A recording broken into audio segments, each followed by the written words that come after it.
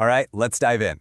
Have you ever just looked around and wondered why some people seem to glide through life? They get every promotion, every single opportunity, while other people, who are just as smart and work just as hard, seem to get stuck? It's a super frustrating question, right? Well, the answer boils down to one single, really misunderstood word: power.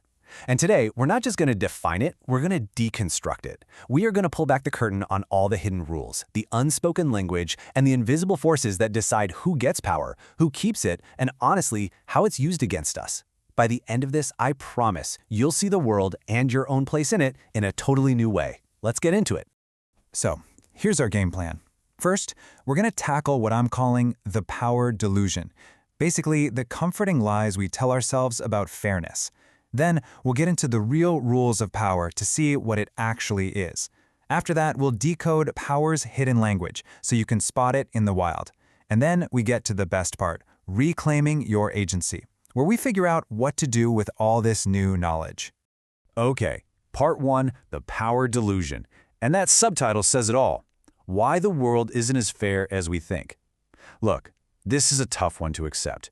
We're taught from day one that if you just work hard, be a good person, and you play by the rules, everything will work out. Meritocracy. But we have to challenge that belief, because sometimes holding on to it is the very thing holding us back. And that leads us right to this massive, often infuriating question. Think about it. In your own life, your own job. You know that person. Brilliant, creative, a genuinely good person, but they just can't seem to get a break. And then you see someone else. Maybe they're not as good at their job, maybe they're kind of lazy, and yet they're the one climbing the ladder, getting all the praise, all the power.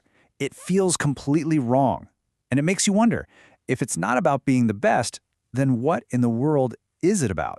This quote from the Stanford source just gets right to the heart of it. It exposes this little glitch in our brains called the just world fallacy. It's this deep-seated, subconscious belief that the world is fundamentally fair, that people get what they deserve. And it's a comforting idea for sure. It makes everything feel predictable. But it's also a total trap. Because we assume our hard work will just be noticed, we become, like the quote says, less vigilant and strategic. We just put our heads down and do the work, while other people are busy playing the game, managing relationships, and navigating the politics. We're playing checkers, and they're out here playing 3D chess. And this really lays out the delusion perfectly. Over on the left, you've got the story we want to believe. The best idea wins. The hardest worker gets the corner office. It's clean, it's fair. But the reality over on the right is a whole lot messier. The source material doesn't pull any punches. Success requires political skill. It's about figuring out how to navigate all these complex social systems and really understanding people. The source even suggests we should study the people who get to the top, and we have no idea why. Because they're the ones who have truly mastered this hidden game of influence. They see the rules that the rest of us just ignore. And you know what?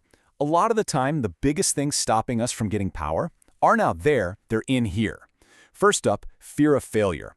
We stick to the safe path because taking a risk is scary. But, power often means taking calculated risks. Second, we worry way too much about what our peers think. We want to be part of the group, but in a competitive environment, your peers aren't just your buddies, they're your competition for promotions and resources. And this last one is huge, the desire to be liked by everyone. But having influence means making tough calls, and some people just aren't going to like them. If you need everyone to like you, you'll never be able to take a strong stand on anything. Each of these is a way we just give our power away before the game even starts. Okay, so we've hopefully popped that just world bubble, which brings us to part 2, the real rules of power. If the old rules were basically a myth, what are the real ones? This is where we build a new foundation, a more accurate map of how power really operates, not how we wish it did. So let's start with a definition, and this one from Critical Discourse Analysis is pretty intense. Let's break it down. Social power is the ability of a group to control the acts and minds of another group. Whoa. It's not about being charismatic or strong, it's about control. And notice there are 2 parts.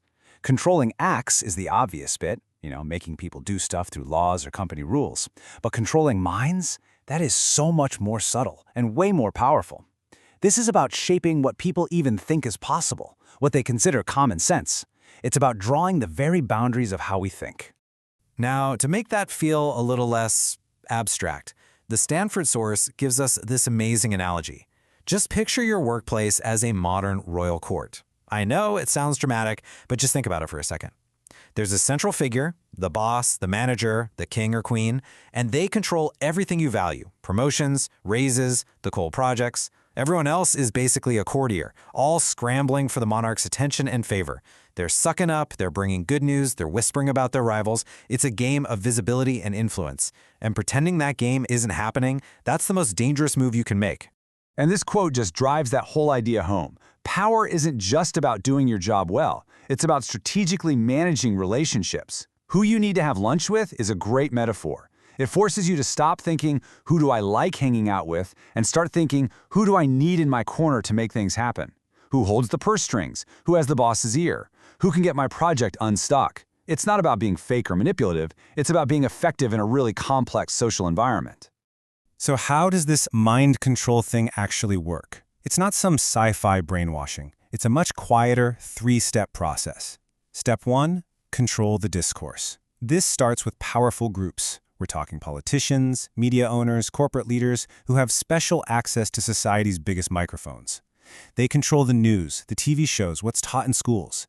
Step 2, shape our minds. By controlling the conversation, they push certain ideas, certain ways of talking about things over and over again. And that repetition shapes our mental models, the very shortcuts we use to understand the world. And that leads to step 3, guide our actions. Once our mental models are set, our actions just follow. If we're constantly told the world is a dog-eat-dog place, we'll act that way. Our choices feel totally free, but they've been heavily guided by the maps someone else drew for us. And that idea of shaping our minds leads us right into part 3, PoWer's hidden language. Okay, now we're going to zoom in and get really specific. We're going to look at the exact words, the phrases, the little grammatical tricks that are used every single day to create and reinforce power structures, usually right under our noses. So there's a whole field of study dedicated to this stuff. It's called critical discourse analysis, or CDA. You can think of these experts as language detectives. They can look at a speech or a news article or even just a regular conversation, and they can show you how the words and sentences aren't just sharing information, they're subtly creating and enforcing power dynamics. Their whole goal is to make these invisible power structures hidden in our language visible to all of us. Now, this right here is one of the coolest tools from CDA. It's called the ideological square, and it's basically a recipe for propaganda. Let's break it down. Imagine two rival groups. When a group talks about itself, the us, it will always emphasize its good deeds and downplay its bad ones. We did this great thing and, well, mistakes were made. But when that same group talks about its rival, the them, it does the exact opposite. It'll downplay any of their good deeds. Sure, that one thing was okay, and it will relentlessly emphasize their bad deeds. Their horrible policy is a disaster. Once you see this pattern, you will see it everywhere, from politics to office rivalries. It's a language trick to make us look like the good guys and them look like the bad guys. So how do they actually do this stuff? With a whole toolbox of language tricks. Let's run through them.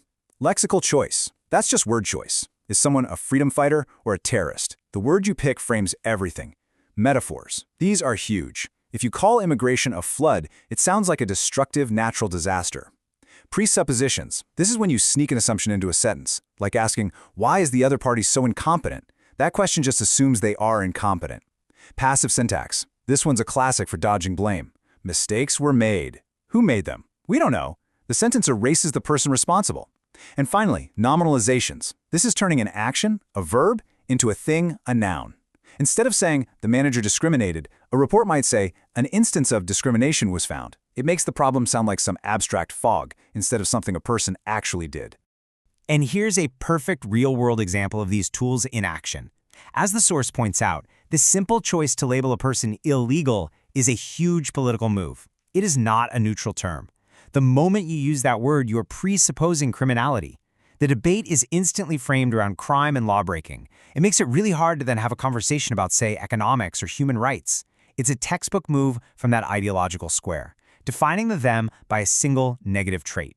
So let's put it all together and see how this whole process flows. It all starts with what the source calls symbolic elites. These are the folks who control the big microphones in our society. Media owners, top politicians, the CEOs of huge companies. They have special, amplified access to the discourse, which is just the big public conversation. They're the gatekeepers who get to decide which stories get told and who gets to tell them. From there, they move to the next level. They control the communicative situation. That's everything around the words. They set the agenda, they decide which topics are important enough for the nightly news and which ones get ignored. They decide who gets to be an expert on TV and who gets dismissed as a crackpot. They control the entire context of the conversation, and that control shapes the meaning of everything that's said. And here's the final link in the chain.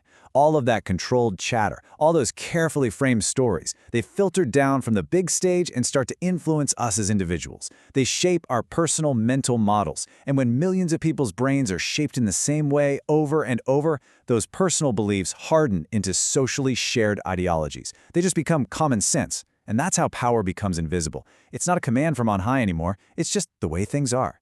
That is the full cycle of how power uses language to maintain itself. Okay, that was a lot. And honestly, it can feel kind of depressing. If power is this huge, invisible system, what can any one person do about it? Well, that is exactly what this final and most important section is all about.